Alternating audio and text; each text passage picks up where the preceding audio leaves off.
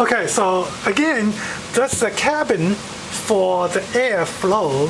The size is 8 inches from here to here, 8 by 20.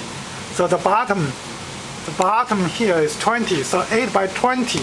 So each section is 160 square inches, but it goes both ways. It goes the other way, it goes both ways. So you have 320 square inch of flow area, flow cross-section area here.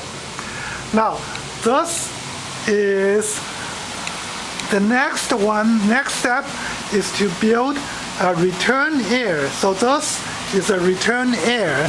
This is return air.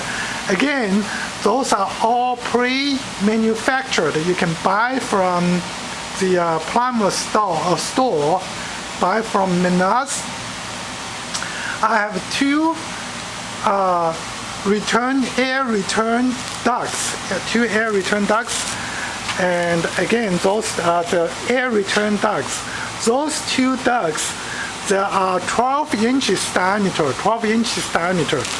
Now this one here, this return air is 10 inches by 24, 10 inches by 24. So we have 240 square inch of airflow area. And then those two return air ducts are 12 inches diameter each. 12 inch round duct is about, I would say 110 square inch or 120 square inches cross-section area. So added together is about 240. That is matching this size here, and this is pre-manufactured. There is a filter here that's pre-manufactured, this piece.